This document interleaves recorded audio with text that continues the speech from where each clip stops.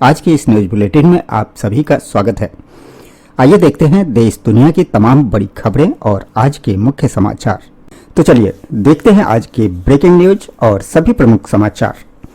नवरात्रि को लेकर बाजारों में छाई रौनक। इस बार माता रानी के लिए मोतियों और कढ़ाइयों से सजी जरी वाली चुनरियों का बढ़ा क्रेज।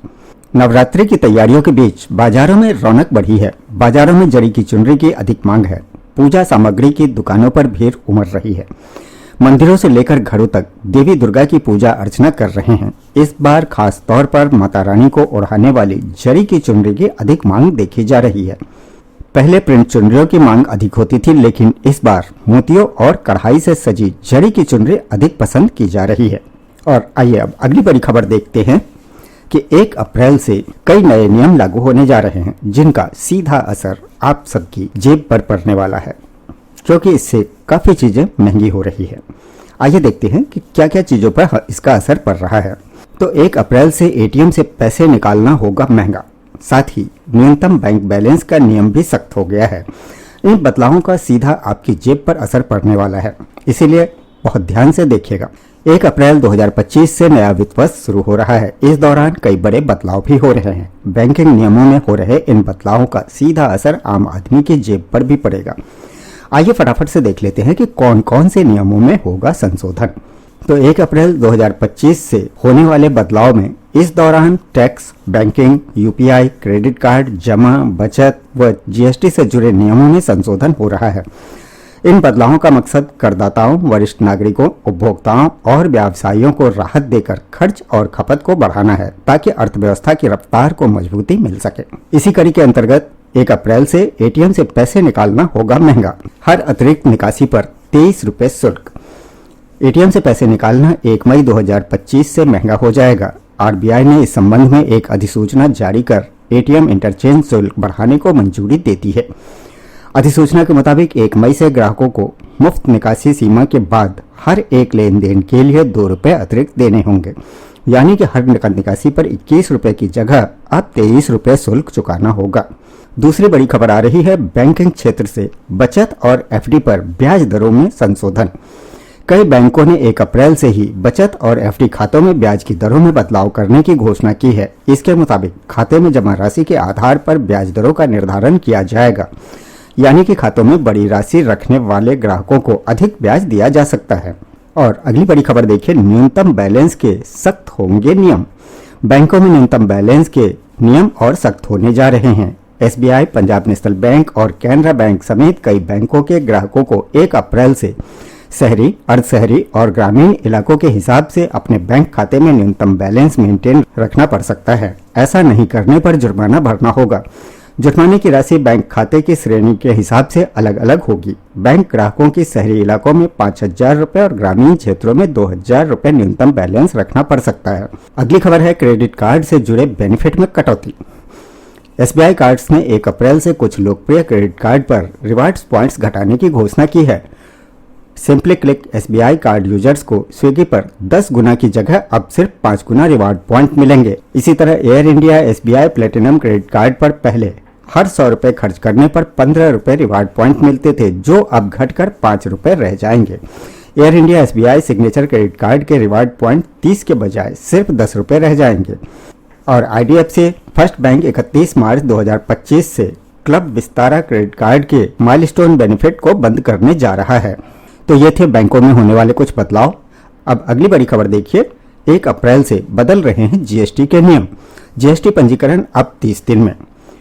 वस्तु एवं सेवा कर नेटवर्क यानी कि जीएसटी ने व्यवसायियों के लिए ई इनवाइसिंग प्रक्रिया में बदलाव किया है। 1 अप्रैल 2025 से 10 करोड़ रुपए से अधिक और 100 करोड़ रुपए तक के सालाना कारोबार वाले व्यवसायियों को इनवाइस जारी होने की तारीख से 30 दिन के भीतर इनवाइस पंजीकरण पोर्टल पर ई इनवाइस अपलोड करना होगा। वर्तमान में यह 30 दिवसीय प्रतिबंध सिर्फ 100 करोड़ या उससे अधिक वाले व्यवसायियों पर लागू होता है। अगर कोई ई चालान 30 दिनों के भीतर अपलोड नहीं किया जाता है तो इसे आईआरपी की ओर से स्वचालित रूप से खारिज कर दिया जाएगा। तो ठीक है, तो आप देख लेना।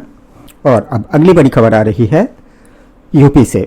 सीएम योगी आदित्यनाथ ने दी ईद की बधाई और इसी के साथ ही यूपी में 582 जजों के तबादले।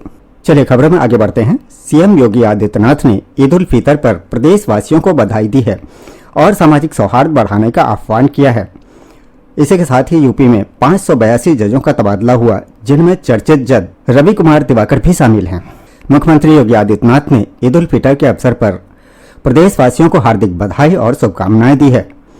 मुख्यमंत्री ने कहा कि ईद उल फितर पर त्योहार खुशी और मेल मिलाप का संदेश लेकर आता है। खुशियों का यह त्योहार सामाजिक एकता को मजबूत करने के साथ ही आपसी भाईचारे की भावना को बढ़ाता है। यह पर्व अमन चैन और सौहार्द का संदेश देता है। इस पर्व पर सभी को सद्भाव और सामाजिक सौहार्द को और सुदृढ़ करने का संकल्प लेना चाहिए। उधर यूपी से एक और बड़ी खबर देखिए। यूपी में बड़े पैमाने पर जिला अदालतों में तैनात जजेज के ट्रांसफर हुए हैं। इसके तहत यूपी में एक साथ 582 जजों का ट्रांसफर।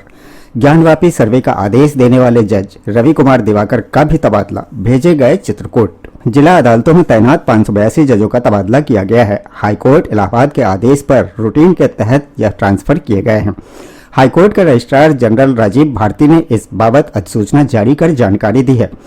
236 अतिरिक्त जिला एवं सत्र न्यायाधीश, 207 सिविल जज सीनियर डिवीजन और 139 सिविल जज जूनियर डिवीजन के तबादले हुए हैं। वाराणसी के ज्ञानवापी केस में एडवोकेट कमीशन से सर्वे और वजूखाने को सील करने का आदेश का फैसला सुनाने वाले चर्चित जज रवि कुमार दिवाकर का भी ट्रांसफर हुआ है। रवि कुमार दिवाकर सीनियर डिवीजन के सिविल जज हैं। उन्हें बरेली से चित्रकूट भेजा गया है। और अगली बड़ी खबर है, मुरादाबाद की कनिका ने स्पोर्ट्स कोटे से पुलिस परीक्षा की पास। मैदान में फर्राटे भरती है, घर पर है मेडल का भंडार। यूपी के मुरादाबाद की उड़नपड़ी कनिका के पास मेडल्स का भंडार है। कनिका ने स्पोर्ट्स कोटा से यूपी पुलिस भर्ती में परीक्षा पास कर ली है। अब फिजिकल टेस्ट में शामिल होंगे। मुरादाबाद की कनिका पाल ने स्पोर्ट्स कोटे से पुलिस में चयन किया है। कनिका ने 1500 मीटर दौड़ सिर्फ 5.25 मिनट में पूरी की। कनिका ने कई राज्य स्तरीय प्रतियोगिताओं में गोल्ड मेडल भी जीते हैं। दौड़ने में वह इतनी मशहूर है कि एक नहीं बल्कि कई जगह से वो मेडल जीत चुकी हैं। इसके साथ ही स्पोर्ट्स कोटे से लड़की ने यूपी पुलिस परीक्षा पास कर ली है। परीक्षा पास करने के बाद वह काफी खुश नजर आ रही हैं। और अगली बड़ी खबर है, गोरखपुर के चौरी चौरा से सचिन गौरी वर्मा द्वारा निःशुल्क ऑनलाइन इंग्लिश स्पोकन क्लास शुरू। चौरी चौरा के पंडित महामना फाउंडेशन ट्रस्ट के संस्थापक सचिन गौरी वर्मा ने निःशुल्क ऑनलाइन इंग्लिश स्पोकन क्लास शुरू करने की घोषणा की है। यह क्लास 1 माह तक चलेगी, जिसमें कोई भी व्यक्ति बिना किसी शुल्क के जुड़ सकता है। यह पहल पंडित महामना फाउंडेशन ट्रस्ट एवं पंडित परशुराम मणि त्रिपाठी लोक कल्याण न्यास के संयुक्त तत्वाधान में आयोजित की जा रही है। सचिन गौरी वर्मा पिछले 4 वर्षों से मिसेज महाराष्ट्र अनुपमा सिंह के साथ मिलकर निःशुल्क पर्सनालिटी डेवलपमेंट एवं डिजिटल साक्षरता ट्रेनिंग दे रही है। अब उन्होंने अंग्रेजी भाषा में दक्षता बढ़ाने के लिए यह नई पहल की है। सचिन गौरी वर्मा ने बताया कि यह क्लास उन लोगों के लिए उपयोगी होंगे जो इंटरव्यू, प्रतियोगी परीक्षाओं या अपने कैरियर में आगे बढ़ने के लिए अंग्रेजी में सुधार करना चाहते हैं। उन्होंने कहा कि यह प्रशिक्षण पूरी तरह ऑनलाइन होगा और इसमें इंटरैक्टिव सेशंस, अभ्यास और संवाद के जरिए प्रतिभागियों को आत्मविश्वास के साथ अंग्रेजी बोलने के लिए प्रेरित किया जाएगा। इच्छुक प्रतिभागी इस क्लास में शामिल होने के लिए सचिन गौरी वर्मा से 8574938232 पर संपर्क कर सकते हैं। यह निःशुल्क परीक्षण सभी आयु वर्ग के लोगों के लिए उपलब्ध होगा। और अगली बड़ी खबर आ रही है बलिया से। यहाँ खुद भगवान कराते हैं भंडारा, मत्था टेकने से लोग बनते हैं IAS PCS। चटखारेदार होता है यहाँ का प्रसाद। देश दुनिया में तमाम धार्मिक स्थल अपनी अलग अलग मान्यताओं के लिए प्रसिद्ध हैं, लेकिन बलिया में एक खास मंदिर है जहाँ हफ्ते में 2 बार भंडारा होता है। इसका पैसा कहाँ से आता है कोई नहीं जानता।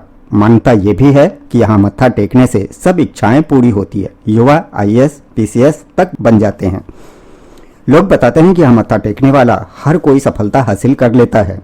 हर क्षेत्र में यहाँ के भक्त कामयाबी पाते हैं। हम बात कर रहे हैं बलिया जनपद के मशहूर TD कॉलेज चौराहे पर बने हनुमान मंदिर की, जहाँ मंगलवार और शनिवार को भव्य भंडारा होता है, जिसमें हजारों श्रद्धालु शामिल होते हैं। चलिए खबरों में आगे बढ़ते हैं। अगली बड़ी खबर है, ग्रेटर नोएडा वासियों को लगा महंगाई का झटका, कल से मिलेगा महंगा पानी। ग्रेटर नोएडा में पानी के बिल में बढ़ोतरी की गई है। पिछले वर्ष की तुलना में हुए ग्रेटर नोएडा अथॉरिटी की बोर्ड बैठक में ही यह निर्णय लिया गया था कि हर साल 1 अप्रैल से पानी की दरों में 10% की वृद्धि लागू हो जाएगी। तो देखा जाए तो ग्रेटर नोएडा वालों के लिए यह एक बुरी खबर है, कि अब उन्हें महंगा पानी मिलेगा। हर साल की तरह इस साल भी ग्रेटर नोएडा प्राधिकरण ने पानी की दरें बढ़ा दी है। इसे अब अप्रैल का पानी का बिल बढ़ी हुई दरों के आधार पर आएगा। प्राधिकरण ने नई दरें भी तय कर दी है। करीब 10% की बढ़ोतरी की गई है। बता दें, इन बढ़ी हुई दरों का असर आवासीय और औद्योगिक सहित सभी श्रेणी के आवंटियों पर पड़ेगा। ग्रेटर नोएडा प्राधिकरण के मुताबिक आवासीय, संस्थागत, औद्योगिक, व्यावसायिक, ग्रुप हाउसिंग सोसाइटी, बिल्डर्स एवं आईटी भूखंडों को पानी की आपूर्ति कराए जाने के सापेक्ष वित्तीय वर्ष 2025-26 की नई दरें लागू कर दी गई है, जो 1 अप्रैल से प्रभावी मानी जाएगी। सबसे कम बिल की बात करें तो 60 वर्ग मीटर के भूखंड के आवंटी को इस वित्तीय वर्ष में 2,280 रुपये जमा कराने होंगे। इस तरह यह राशि आगे बढ़ती जाएगी। और अगली खबर देखिए दिल्ली से। मशहूर सिंगर शंकर शाह ने भजन संध्या में भजनों की अमृत वर्षा की सभी भक्त मंत्रमुग्ध हुए। पंजाब केसरी की एमडी श्रीमती किरण चोपड़ा जी के घर में यह भजन संध्या हुई। मशहूर सिंगर शंकर साहनी जी ने माता जी के गुणगान किया। अतिथियों में मंत्री नितिन गडकरी, मुरली मनोहर जोशी, दिल्ली की मुख्यमंत्री रेखा गुप्ता, उप मुख्यमंत्री प्रदेश वर्मा, मंत्री मनिंदर सिंह सिरसा, अरविंद सिंह लवली, सांसद मनोज तिवारी, बंसरी स्वराज आदि शामिल रहे।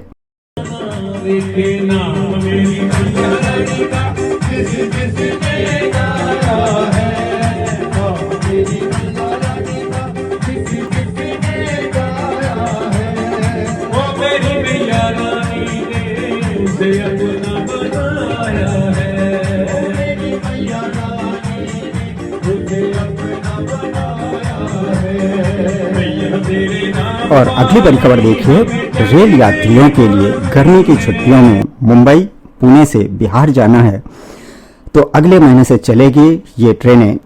अगर आप भी गर्मी छुट्टियों में घर जाना चाहते हैं तो झट से अपना रिजर्वेशन करा सकते हैं इस ट्रेनों में।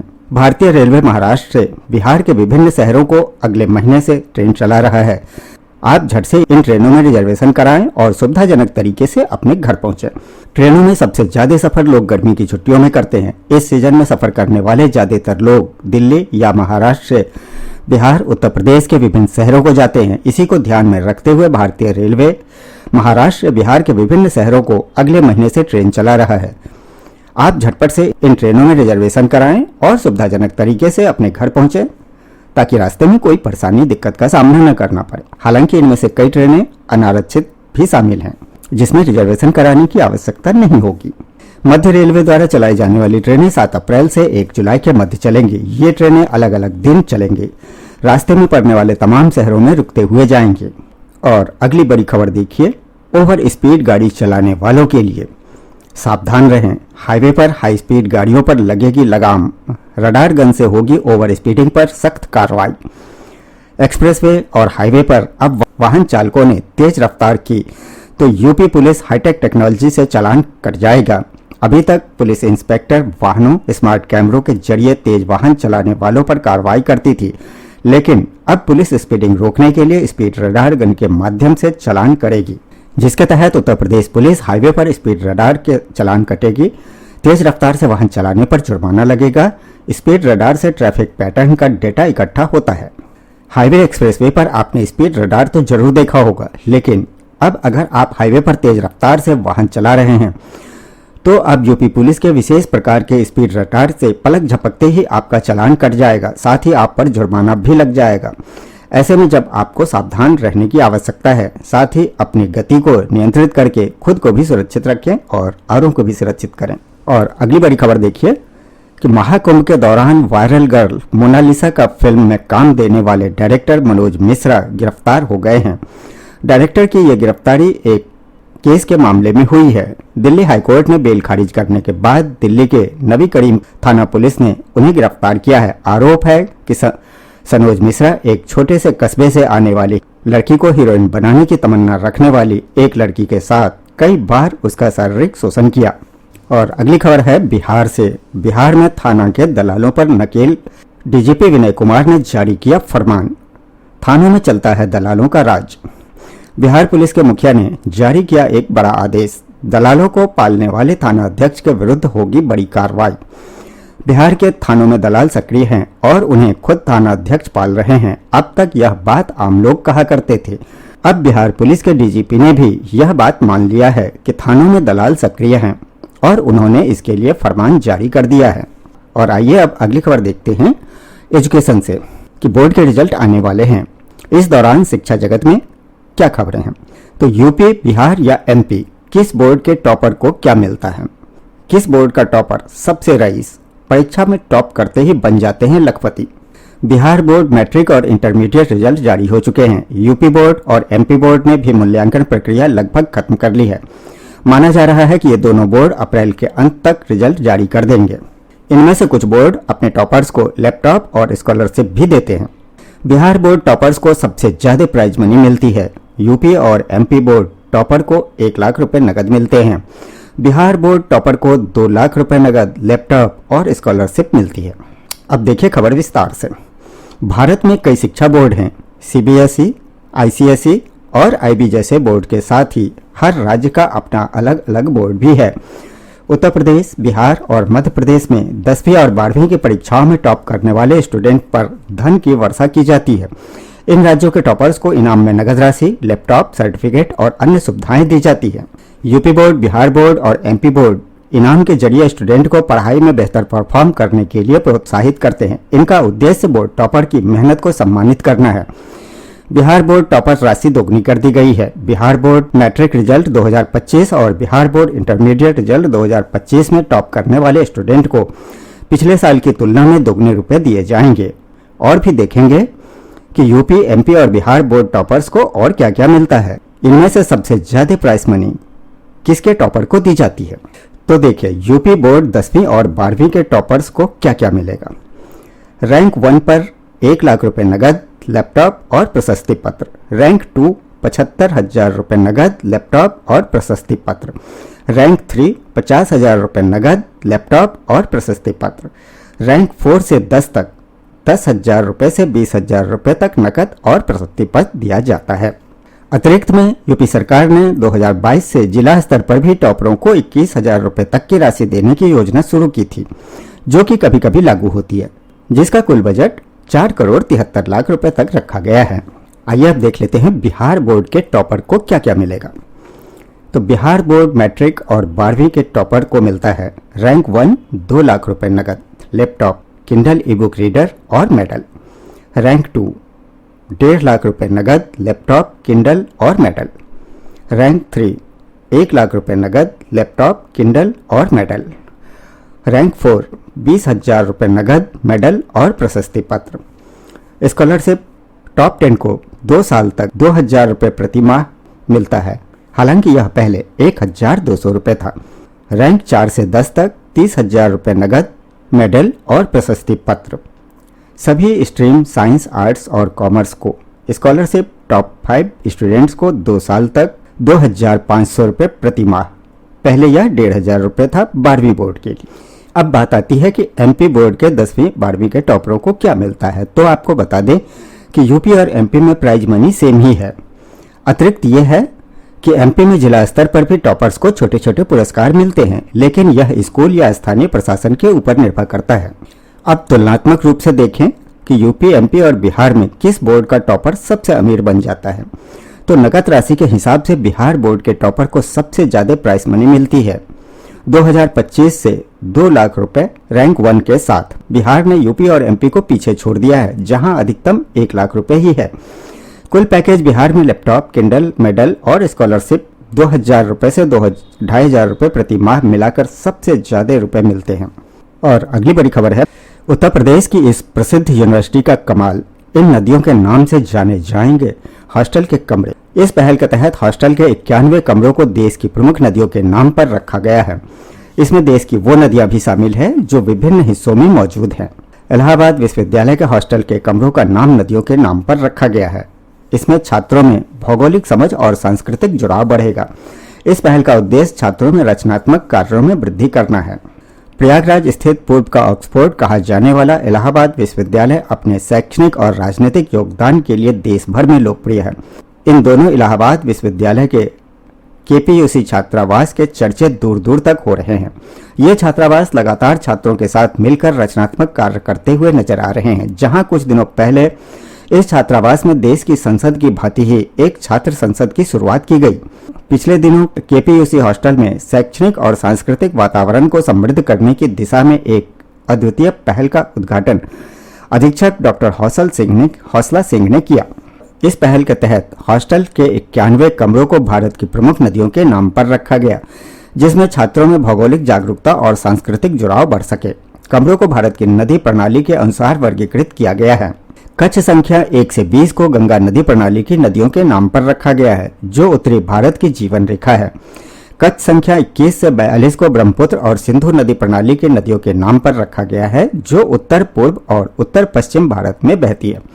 कक्ष संख्या 43 से 63 को अरब सागर में गिरने वाली प्रायद्वीपीय नदियों के नाम पर रखा गया है, जो पश्चिमी भारत की विविधता को दर्शाती है। कक्ष संख्या 64 से 84 को बंगाल की खाड़ी में गिरने वाली प्रायद्वीपीय नदियों के नाम पर रखा गया है, जो दक्षिणी और पूर्वी भारत की नदियों को प्रतिनिधित्व करती है।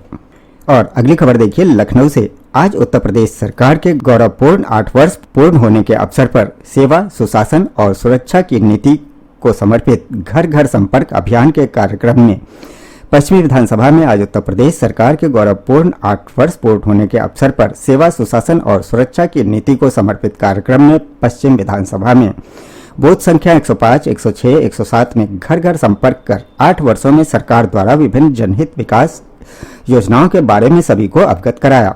इस अवसर पर मंडल कोषाध्यक्ष नागेश अवस्थी, सेक्टर संयोजक पुष्पेंद्र शुक्ला, बूथ अध्यक्ष एवं समाजोत्थान जन कल्याण संस्थान के अध्यक्ष धर्मेंद्र सिंह, अजय लोधी, श्रीमती नीलम शुक्ला एवं अन्य पदाधिकारी कार्यकर्ता गण सम्मिलित रहे। और अगली खबर आ रही है कानपुर से। सुहाग रात की कहानी दुल्हन की जुबानी सुनकर कानपुर पुलिस के भी होश उड़े। दुल्हन ने खुद को ठगा हुआ महसूस किया तो वह अगले दिन सीधे पुलिस के पास पहुंची और चकेड़ी थाने में मुकदमा दर्ज कराया। पुलिस ने महिला की तहरीर के आधार पर केस दर्ज कर लिया है। दुल्हन ने बताई बेवफाई की कहानी, जिसे सुनकर पुलिस वाले भी हैरान हैं। घटना कानपुर की है। वैसे तो आमतौर पर लुटेरी दुल्हन की घटनाएं सामने आती रहती है, जिसमें दुल्हन किसी साजिश के तहत ससुराल से जेवरात और पैसे लेकर फरार हो जाती है। लेकिन इस बार जो एक मामला प्रकाश में आया है वो हैरान कर देने वाला है, क्योंकि यह घटना सामान्य घटनाओं से बिल्कुल अलग है। जहां इस बार दुल्हन नहीं बल्कि दूल्हा फरार हो गया है, वो भी जेवरात साथ लेकर। हालांकि नई नवेली दुल्हन को जब इसका पता चला तो वह भागे भागे थाने पहुंची। मीडिया रिपोर्ट्स के मुताबिक यह घटना उत्तर प्रदेश के कानपुर जिले के रेल बाजार थाना क्षेत्र का है। महिला ने अपनी शिकायत में बताया कि उसे नायाब अली से कोर्ट में शादी की और दोनों किराए के मकान में रहने लगे। बोसरा ने आरोप लगाया कि सुहाग रात से ही उसका शौहर नायाब अली उसे नींद की गोलियां खिलाने लगा था। महिला ने अपनी शिकायत में आरोप लगाया कि उसके शौहर नायाब ने उसे फोन और उसका जेवरात ले लिए हैं। कुछ दिन साथ रहने के बाद नायाब अली बुसरा को छोड़कर चला गया। इसके बाद महिला ने खुद को ठगा हुआ सा महसूस किया और वह अगले दिन सीधे पुलिस के पास पहुंची और चकेड़ी थाने में मुकदमा दर्ज कराया। पुलिस ने महिला की तहरीर के आधार पर केस दर्ज कर लिया है। पुलिस ने कहा कि जांच के बाद कार्रवाई की जाएगी। और वहीं अगली खबर देखिए कानपुर से ही। कानपुर नगर के बेनाझावर स्थित ईदगाह में सोमवार को ईद उल फितर के शुभ अवसर पर पुलिस आयुक्त अखिल कुमार एवं जिलाधिकारी जितेंद्र प्रताप सिंह ने पुलिस बल के साथ कानपुर नगर के विभिन्न ईदगाहों, मस्जिदों और मुख्य मार्गों का भ्रमण कर सुरक्षा व्यवस्था का जायजा लिया। निरीक्षण के दौरान ड्यूटी में लगे सभी अधिकारियों एवं कर्मचारियों को निर्देशित किया गया कि वह शांति एवं कानून व्यवस्था बनाए रखने हेतु सतर्क एवं मुस्तैद रहें तथा आमजन को सुरक्षित एवं सौहार्दपूर्ण वातावरण उपलब्ध कराएं। इसके साथ ही सेंट्रल जोन स्थित मरकजी ईदगाह पहुंचकर पुलिस आयुक्त एवं जिलाधिकारियों ने बच्चों को स्नेहपूर्वक गोद में उठाकर ईद की मुबारक दी। और अगली खबर है गोंडा से। सरस्वती देवी नारी ज्ञान स्थली पीजी कॉलेज में साइबर अपराध जन जागरूकता अभियान के दौरान सरस्वती के चित्र पर पुलिस अधीक्षक विनीत जायसवाल द्वारा माल्यार्पण एवं दीप प्रज्वलित किया गया। इसके बाद एसपी द्वारा छात्राओं को साइबर अपराध से बचाव के लिए जानकारी दी गई तथा अज्ञात फोन एवं मैसेज के प्रति सचेत रहने की हिदायत भी दी गई। और अगली बड़ी खबर है महाराष्ट्र के अकोला से एक हैरान कर देने वाला मामला सामने आया है, जहां डॉक्टरों ने महिला के पेट से 16.5 किलो का ट्यूमर निकाला है। महिला की सर्जरी करने वाले डॉक्टर खुद भी महिला के पेट के अंदर ट्यूमर देखकर हैरान हो गए। डॉक्टरों ने ट्यूमर को Guinness book of world record में दर्ज कराने के लिए भी आवेदन किया है। महिला की सर्जरी पूरी 2 घंटे तक चली। दरअसल ये मामला अकोला से सामने आया है। और अंत में एक नजर डाल लेते हैं मौसम समाचारों पर। तो यूपी में अब कड़कड़ाती धूप में चलेगी तेज गर्म हवाएं। कई जिलों में आसमान से बरसेगी आग। भारतीय मौसम विभाग का अलर्ट। इस समय उत्तर पश्चिमी हवाएं चल रही है। वहीं बीते 24 घंटे के दौरान धूल भरी हवाओं का दौर भी शुरू हो जाएगा। यूपी में अगले 5 दिनों के तापमान में 4 से 6 डिग्री बढ़ सकता है। अप्रैल माह की शुरुआत में ही गर्मी की प्रचंडता दिखाई देगी। इस दौरान कई जिलों में तापमान 42 डिग्री सेल्सियस तक पहुंचने का अनुमान है। मौसम विभाग के ताजा अपडेट के मुताबिक यूपी में अगले 5 दिनों में अधिकतम तापमान 4 से 6 डिग्री सेल्सियस तक बढ़ सकता है। न्यूनतम तापमान में भी लगभग इतने ही उछाल का अनुमान लगाया गया है। इसके साथ ही यूपी के पूर्वी और पश्चिमी दोनों ही संभाग में मौसम शुष्क रहेगा। इस दौरान आसमान साफ रहेगा और कहीं कहीं हवाओं का दौर भी देखा जाएगा। इसके अलावा 1, 2, 3 और 4 अप्रैल को मौसम ऐसा ही रहने का अनुमान है। बता दें कि अगले 5 दिनों के लिए मौसम विभाग की ओर से कोई नई चेतावनी जारी नहीं की गई है। और अब बात करें उत्तर प्रदेश के पड़ोसी राज्य बिहार की, तो बिहार में दिखेगा गर्मी का रौद्र रूप। 4 डिग्री तक बढ़ेगा तापमान। भारतीय मौसम विभाग ने जारी किया चेतावनी। बिहार का मौसम पछुआ के कारण शुष्क बना रहेगा। उत्तरी पूर्वी भागों को छोड़कर पटना सहित शेष जिलों में झोंके के साथ हवा चलने की संभावना है। बंगाल की खाड़ी के दक्षिण पूर्व एवं पूर्वोत्तर असम के आसपास चक्रवाती हवाओं का परिसंचरण बना हुआ है, जिसके कारण प्रदेश में हल्की ठंडी हवाओं के आने से मौसम सामान्य बने रहने के आसार है। हालांकि मौसम केंद्र पटना के अनुसार अगले 3 से 4 दिनों के दौरान कुछ स्थानों पर मौसम में बदलाव आने के साथ अधिकतम व न्यूनतम तापमान में 2 से 4 डिग्री की वृद्धि के आसार हैं। सुबह शाम हल्की ठंडी हवा चलने से भीषण गर्मी का एहसास नहीं होगा। वहीं हरियाणा में 3 अप्रैल से बदलेगा मौसम। फिर से सक्रिय होगा पश्चिमी विक्षोभ। आंधी तूफान चलने की भी है संभावना। और पंजाब में अब सताएगी गर्मी। आज से 7 दिनों तक आग उगलेगा आसमान। बारिश की कोई संभावना नहीं है। इसी के साथ ही दिल्ली एनसीआर में गर्मी ने बनाए नए रिकॉर्ड। बीते 3 साल में सबसे गर्म रहा 2025 का मार्च महीना। मार्च का महीना इस बार 3 सालों में सबसे गर्म रहा। हालांकि औसत अधिकतम और न्यूनतम दोनों ही तापमान कम रहे हैं। इस साल मार्च का औसत अधिकतम तापमान 32.2 डिग्री सेल्सियस दर्ज हुआ, जो कि सामान्य यानी कि 34 डिग्री से 1.8 डिग्री कम है। और देश के 6 राज्यों में खूब चलेगी आंधी और बरसेंगे बादल। मौसम विभाग ने जारी किया अलर्ट। मौसम विभाग ने महाराष्ट्र, कर्नाटक, केरल और तमिलनाडु में 3 अप्रैल तक बिजली चमकने, आंधी तूफान और ओलावृष्टि के साथ भारी बारिश का अलर्ट जारी किया है। वहीं उत्तर पश्चिम भारत में तापमान 5 से 7 डिग्री की बढ़ोतरी की संभावना जताई गई है। 1, 2 और 3 अप्रैल को मध्य प्रदेश, छत्तीसगढ़, राजस्थान, आंध्र प्रदेश समेत देश के कई हिस्सों में बिजली चमकने की संभावना है। और अंत में अगर आपको यह वीडियो अच्छी लगी हो तो लाइक करें, शेयर करें और चैनल को सब्सक्राइब करके बेल आइकन जरूर दबाएं, ताकि रोजाना देश दुनिया की ताज़ी खबरें मिलती रहे। आज के लिए बस इतना ही। कल फिर मिलेंगे ताज़ा खबरों के साथ। तब तक के लिए जय हिंद, जय भारत।